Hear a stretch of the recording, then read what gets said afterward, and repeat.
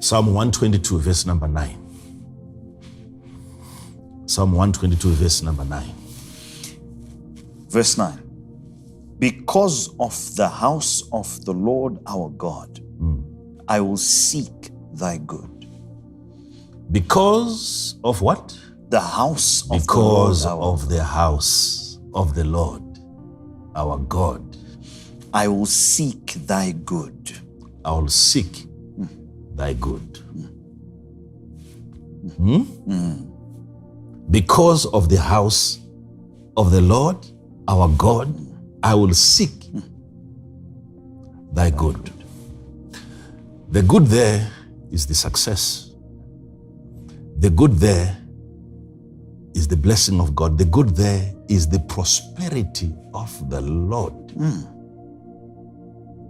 The good there are riches. This is the same David in verse number 1 who said, I was so glad when they said unto me, let us go into the house of the Lord. But then in this verse he's saying, I've discovered something concerning the house of the Lord. And he's saying, whether it was him praying or, whether it was him praying for himself that for the sake of the house of the Lord, I'll seek good, or he was pronouncing a blessing over God's people for the sake of the house of the Lord. Notice what David is saying. David is saying, if it was about himself, what he's saying is, even if I wasn't interested in prosperity, but it is now for the sake of God's projects, for the sake of the temple, for the sake of the house of the Lord, I will pursue, I will seek prosperity. It's not for my sake. Don't look at me as somebody that is greedy. I've observed a work in the house of the Lord. That's powerful. Even if I wasn't interested, That's powerful. in prosperity, it is now for the sake of the house of the Lord that I will pursue. I will seek prosperity. And where am I deriving my energy from? The house. My reasons from? My focus from? The house of the Lord. So my prosperity is going to be attached to the house of the Lord. For the sake of what I've seen lacking in the house of the Lord. He's saying this having visited. I was so glad when they invited me. And he discovered there were certain things missing. The microphone wasn't that good. The air conditioning wasn't that good. Then he makes a resolution. He says, for the sake of what I've seen, the house of the Lord, even if I wasn't interested in money, I will pursue money until I find it. For the sake of, you see this? We see it. This is the same guy who said, I will not give God anything that costs me nothing. He knows, you see, there is a statement that was given by Dr. Miles Monroe, that when he went to see King Swati of Swaziland, he said that he was told by the guide as they were just about to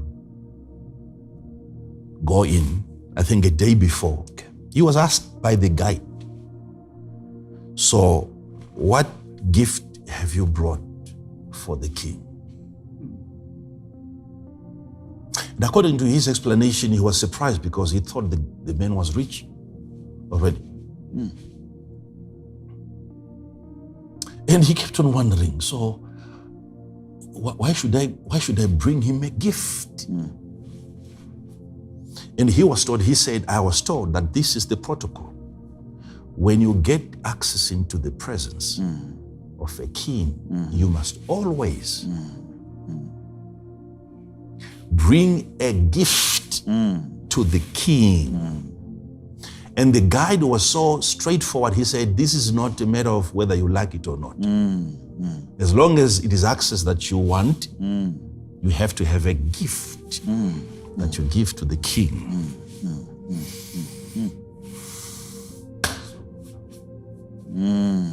What gift do you have? He said, I had to look around to find what can I present before.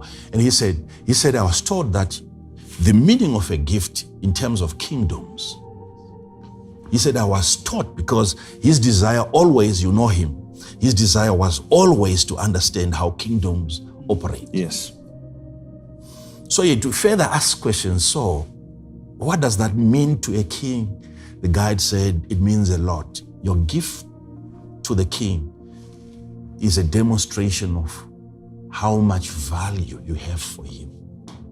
He sees it not on your face when he looks at your gift. He knows how much value you have for him. So your understanding of his rank, your understanding of his power is derived from the present, the gift that you present before him.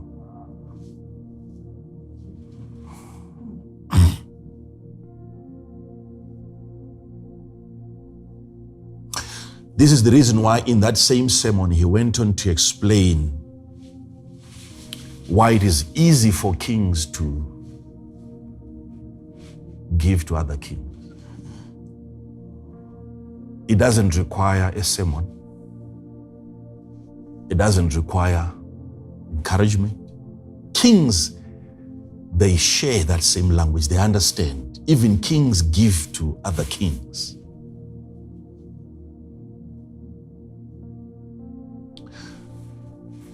So,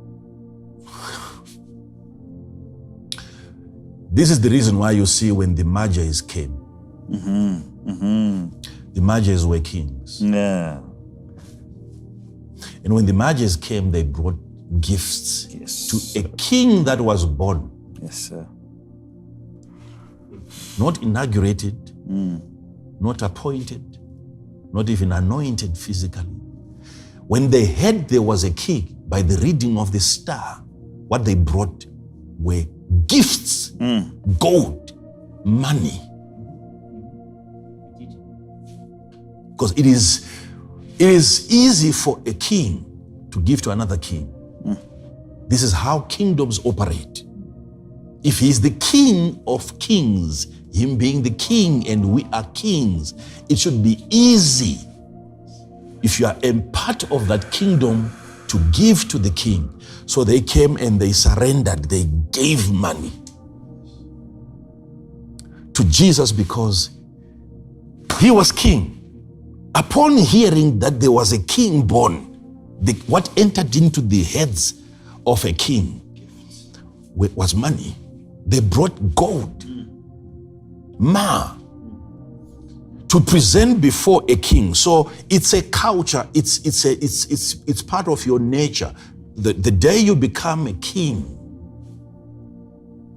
you no longer struggle in this area. You find joy even in the amount of money that you have given to God, than in the amount that you have spent on yourself. You derive more excitement in the money that you have given to God, because it's like you have invested in the kingdom that you belong to.